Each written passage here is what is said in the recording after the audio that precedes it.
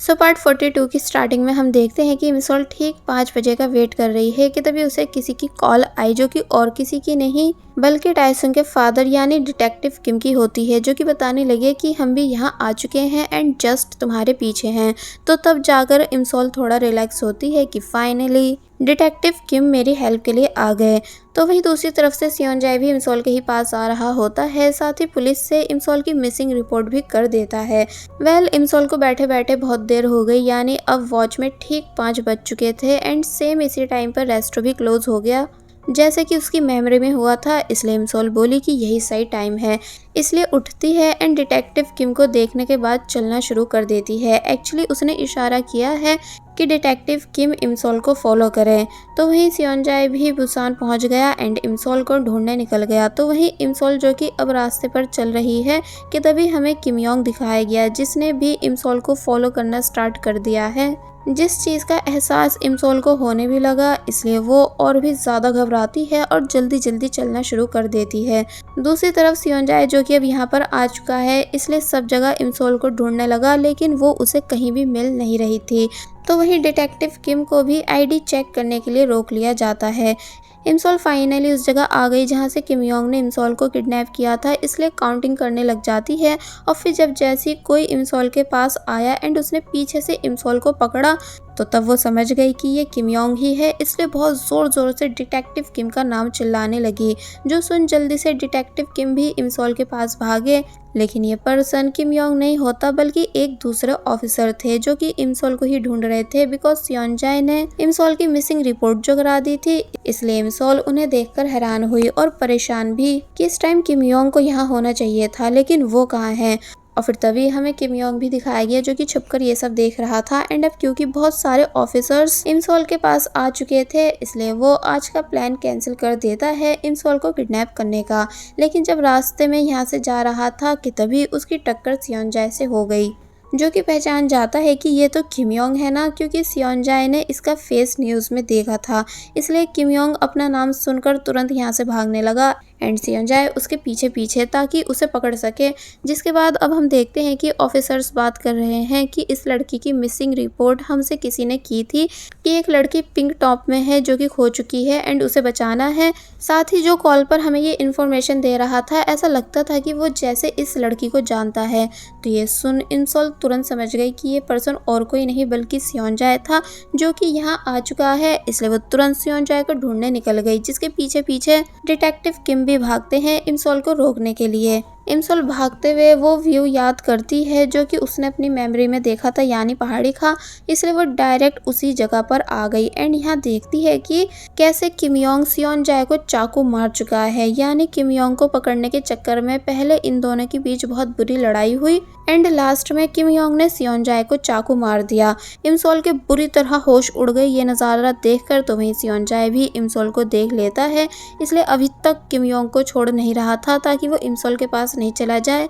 लेकिन जब उसकी नज़र पुलिस पर गई कि पुलिस भी यहाँ आ चुकी है, इसलिए तब जाकर उसने किम योंग को छोड़ा।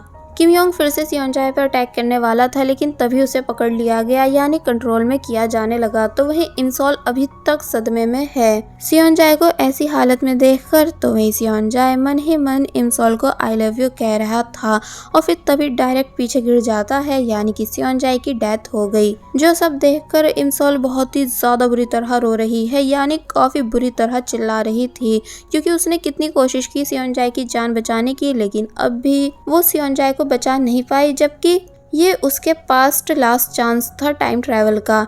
अब हमें सियोनजाए दिखाया गया जो कि पानी की गहराई में जा रहा है, क्योंकि अब उसके पास बचने की बिल्कुल भी चांस नहीं है, यानी कि वो पूरी तरह से मर चुका है।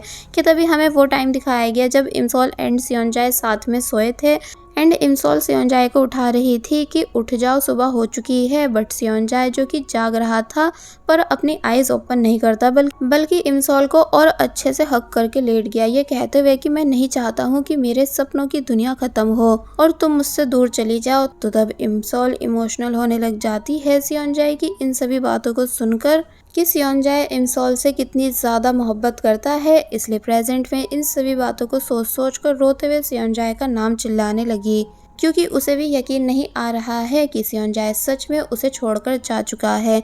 कि तभी ये सीन यहीं कट हुआ एंड अब हमें फ्यूचर के प्रेजेंट का टाइम दिखाया गया। यानी कि इमसोल बिल्कुल अभी उठी है एंड हमें बताने लगी कि मुझे फ्यूचर में वापस आए हुए पूरा 1 साल हो चुका है एंड ये विंटर्स का टाइम है। अपने रूम से बाहर आती है तो तब अपनी फैमिली को देखने लगती है कि कैसे ह्यूनजी ऑफिस जा रही है अपनी बेटी को साथ में लेकर ताकि उसे स्कूल भी ड्रॉप कर सके। तो वहीं सोंगसी अपने सेकंड बेबी का ख्याल रख रहा था और पहली वाली हालत में ही था, यानी अभी तक उसकी लॉटरी खुली नहीं। इमसोल भी सोंगसी के सेकंड बेबी का ख्याल रखती है, यानी उसे खाना खिलाती है, लेकिन अब क्योंकि उसे भी अपने वर्क पर जाना था इसलिए वो रेडी होकर यहाँ से चली गई। एंड जब अपनी कार में थी कि तभी उसे इनह्यूक का पोस्टर दिखा जो कि फेमस के-पॉप आइडल है एंड ये साल 2023 है, इसलिए इमसोल सेओनजाए को याद भी करने लगी और साथ ही उसे याद करते हुए इमोशनल भी हो चुकी थी। अब वो अपनी कंपनी आई है जहाँ ह्यूनजी भी इमसोल के ही साथ वर्क करती है एंड यहाँ इमसोल का वो दोस्त भी था जो कि वो भी इमसोल के साथ ही वर्क करता है। ह्यूनजी ने इमसोल से पूछा कि तुम्हारी मूवी स्क्रिप्ट का क्या रहा, यानी क्या बॉस ने वो पास कर दी। तो तब इमसोल बताती है कि नहीं। तो तब ह्यूनजी गुस्सा करने लगी कि हमारी बॉस का टेस्ट इतना ख़राब क्यों है, यानी सड़ी हुई मूवी स्क्रिप्ट इन्हें पसंद आ जाती है लेकिन ट्रू लव स्टोरी नहीं।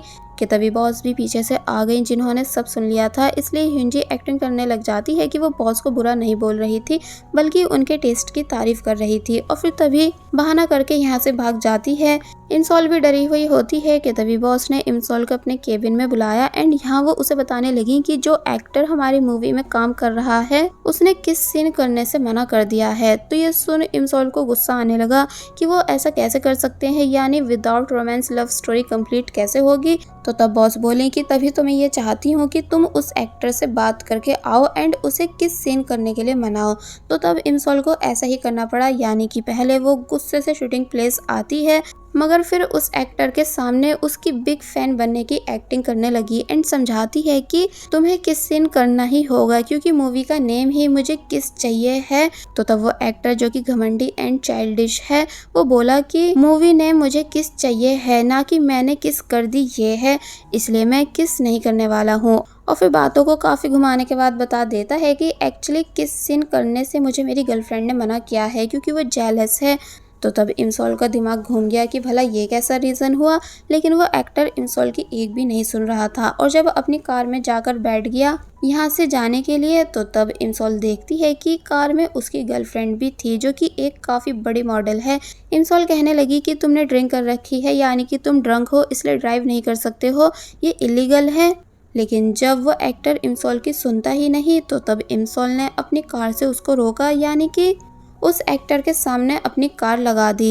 एक्टर की गर्लफ्रेंड चिढ़ने लगी तो वहीं अब एक्टर भी इमसोल पर चिल्ला रहा होता है कि क्या तुम पागल हो गई हो।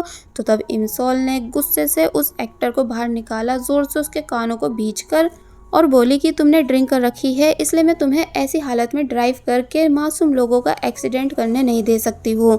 तो तब वो एक्टर कान भींचने की वजह से रोने लगा एंड ये सब सीसीटीवी कैमरा में रिकॉर्ड हो चुका था जो क्लिप पुलिस स्टेशन में दिखाई जा रही थी, ये बताकर कि इमसोल ने कैसे एक बड़े एक्टर के साथ बदतमीजी की है, इसलिए अब इमसोल को माफ़ी मांगनी होगी। इमसोल कहने लगी कि मैंने विदाउट रीज़न ऐसा नहीं किया और जब बताने ही वाली होती है कि वो एक्टर ड्रंक था और ड्राइव कर रहा था कि तभी इमसोल को उसकी बॉस की कॉल आई जो कि उस पर चिल्लाने लगी कि मैंने तुम्हें वहाँ उस एक्टर को मनाने भेजा था, ना कि उसको मारने, इसलिए अभी माफ़ी मांग लो और मैटर सॉल्व कर दो। इमसोल बहुत कोशिश करती भी है सच बताने की कि उसकी कोई भी गलती नहीं, लेकिन बॉस उसकी एक नहीं सुनती।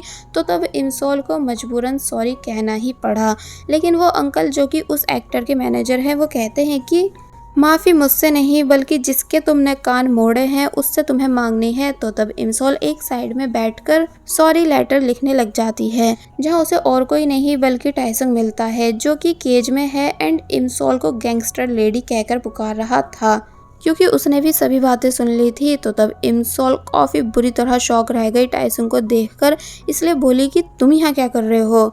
तो ये सुन टाइसंग हंसने लगा और बस फिर इसी सीन के साथ पार्ट 42 यहीं पर एंड हो जाता है।